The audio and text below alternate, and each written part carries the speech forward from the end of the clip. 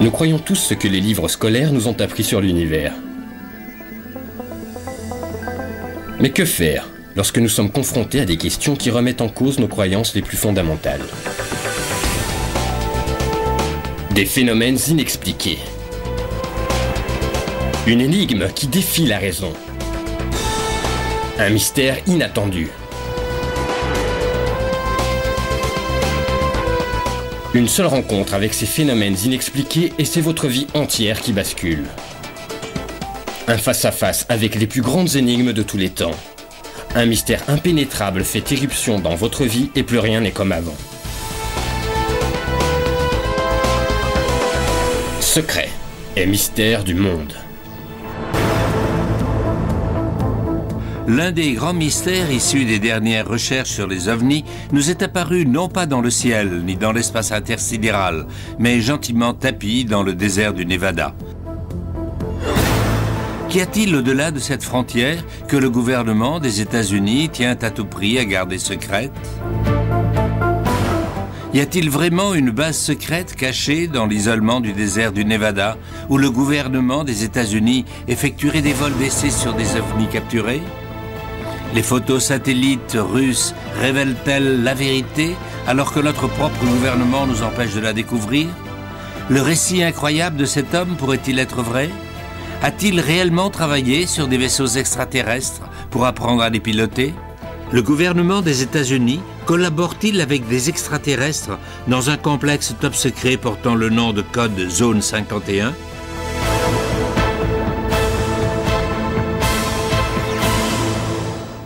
Les anciennes cartes géologiques identifient cette étendue par la seule référence de Zone 51.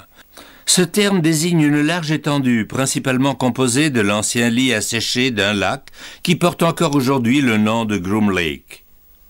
Ici, une base de recherche top secret est censée opérer jour et nuit, et même si le gouvernement persiste à laisser entendre qu'elle n'existe pas, des centaines de témoins oculaires et des dizaines de photographies aériennes attestent du contraire.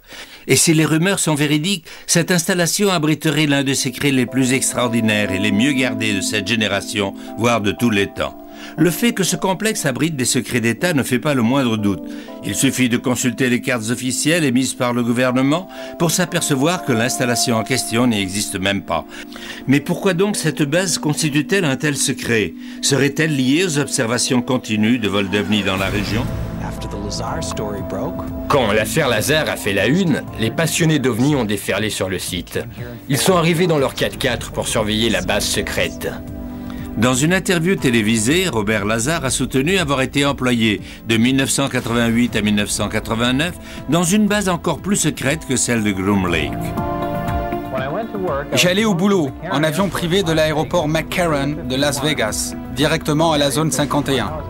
De là, un bus me conduisait vers une installation encore mieux gardée, située à une vingtaine de kilomètres au sud, la zone S4. S4 se situait au pied de la montagne de Papoose, aux abords de l'ancien lac de Papoose.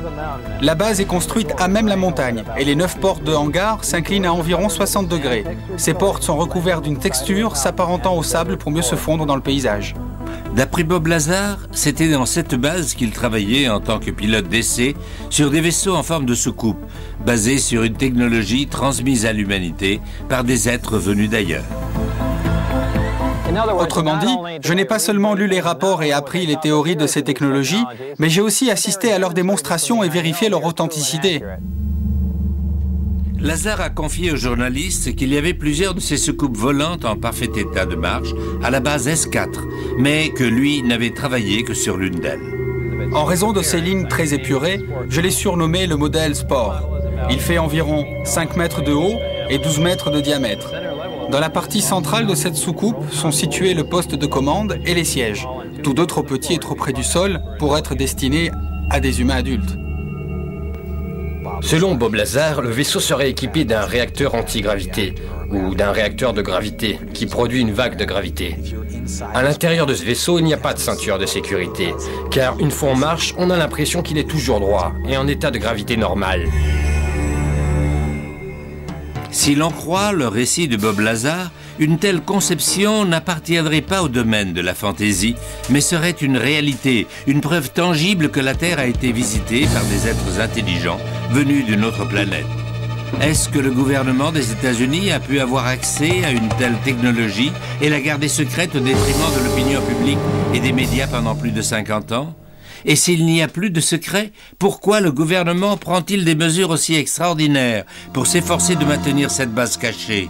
D'après les recherches menées par le Salt Lake Tribune en 1993, le secrétaire d'État à la défense aérienne, Sheila Widnall, aurait sollicité le contrôle de plus de 2000 hectares de terre du domaine public dans le désert du Nevada, dans le complexe du massif montagneux de Nellis. Le reporter Glenn Campbell a tenté plusieurs années de briser le mur du secret qui entoure la zone 51 et la base mystérieuse de Groom Lake.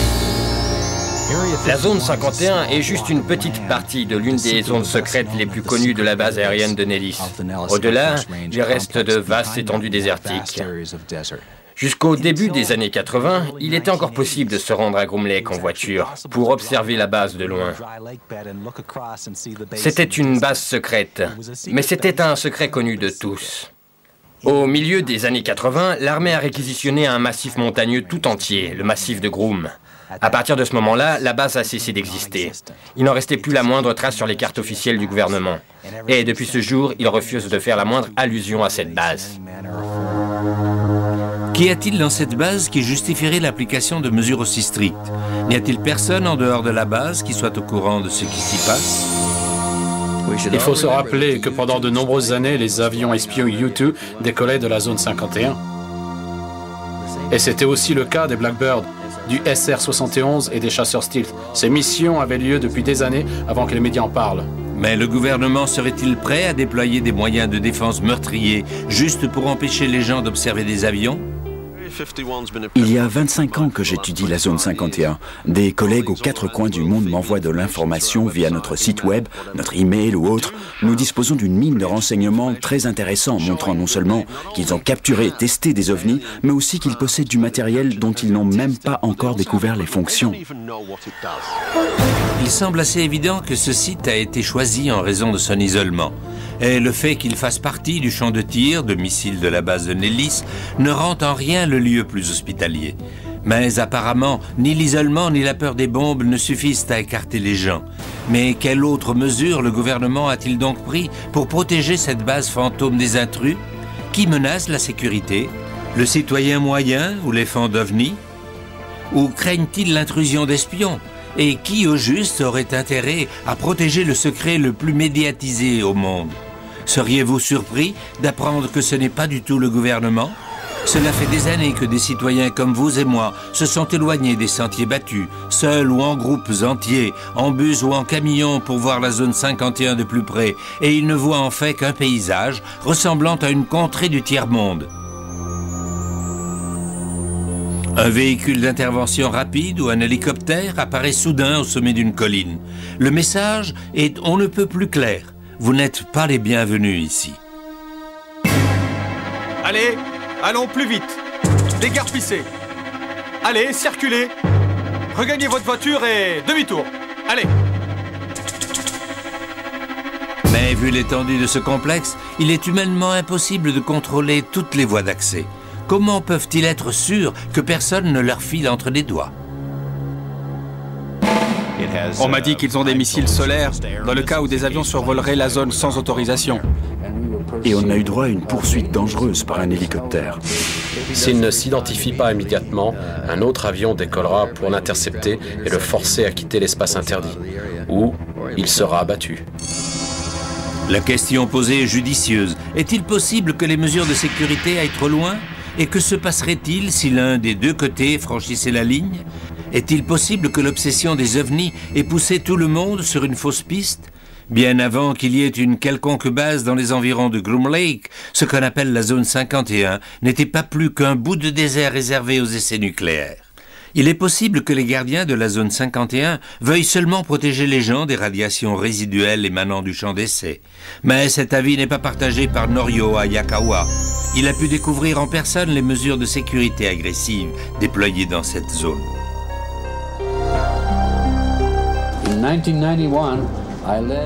En 1991, j'étais à la tête d'une équipe de chercheurs du sud de la Californie. Et avec plusieurs journalistes, on s'est rendu dans la zone.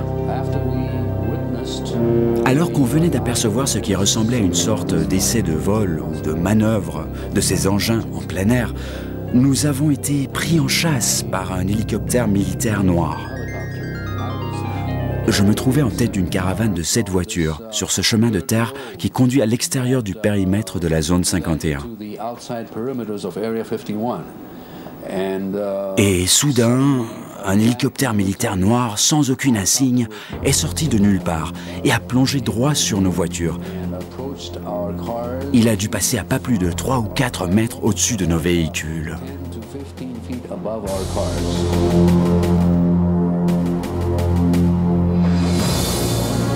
Et pourtant, si Norio Hayakawa et les gens qui l'accompagnaient avaient réellement pénétré dans un domaine militaire, n'auraient-ils pas été sommés, voire même arrêtés? Nous n'avons à aucun moment pénétré dans le domaine militaire. Nous nous trouvions à une bonne distance du domaine militaire. Nous étions dans un domaine public. Nous avions le droit de nous trouver sur un terrain de propriété publique. Pourtant, nous avons été traqués par cet hélicoptère. Ils ont mis nos vies en danger. Quoi qu'il se passe dans la zone 51, il est peu probable qu'on en écarte les gens pour les protéger des risques d'accidents ou des radiations atomiques. Le dispositif de sécurité vise plutôt à protéger ceux qui se trouvent à l'intérieur du complexe. Ils sont prêts à déployer tous les moyens nécessaires pour éloigner les curieux de cette zone, et même des abords du périmètre. S'il est vrai que les forces de sécurité de la zone 51 sont prêts à prendre en chasse des civils en territoire public à plus de 15 km du site, n'ont-ils pas oublié que cette base secrète est probablement encore mieux visible à partir du ciel? Ne suffirait-il pas, en effet, de survoler le complexe à basse altitude pour voir exactement ce qui s'y passe? L'ex-colonel de l'US Air Force, Wendell Stevens, n'est pas convaincu. L'espace aérien y est hautement restreint. Si un pilote se trouvait par erreur dans une des zones interdites, on lui demanderait immédiatement par radio de dégager. S'il persiste à survoler la zone interdite, on le sommerait de quitter l'espace et on le radioguidera vers l'issue la plus proche. S'il tarde à répondre, un autre avion décollerait pour le forcer à quitter la zone ou bien il serait abattu. Les pilotes en manœuvre d'entraînement sont interdits de vol dans cet espace aérien. Une violation entraînerait la fin de leur carrière. Même un pilote de l'aviation civile peut perdre sa licence s'il survole la zone de Groom Lake. Il y a plus de 40 ans que ce site sert aux essais dans le cadre des projets noirs. Autrement dit, les secrets militaires les mieux gardés du monde, et c'est là qu'ils se trouvent. Le site est parfait pour ça. Il est entouré de montagnes, en plein milieu de nulle part, et juste à côté d'un terrain d'essai nucléaire. On m'a informé que la base est équipée de missiles solaires dans le cas où des avions intrus survoleraient la zone. Il y a aussi des détecteurs de mouvement enfouis dans le sol et des appareils capables de déceler l'odeur d'ammoniac dégagée par l'épiderme humain. Il y a aussi des caméras de surveillance qui épient le moindre mouvement aux abords de la base. Vous voyez, c'est un site extrêmement bien protégé. Évidemment, ce genre de mesures de sécurité sont habituelles pour des installations militaires ultra secrètes. Peut-être teste-t-il la prochaine génération d'armements de pointe, des rayons à particules de haute puissance, ou peut-être des armes spatiales, ou faut-il chercher ailleurs? A-t-on la moindre preuve qui confirmerait le témoignage de Bob Lazar? La source d'énergie qui permet aux vaisseaux extraterrestres de se déplacer dans le cosmos serait-elle entre les mains du gouvernement? Nous sommes très nombreux à avoir consacré énormément de temps et d'énergie à la recherche sur la zone 51. Mais je ne doute pas un instant qu'il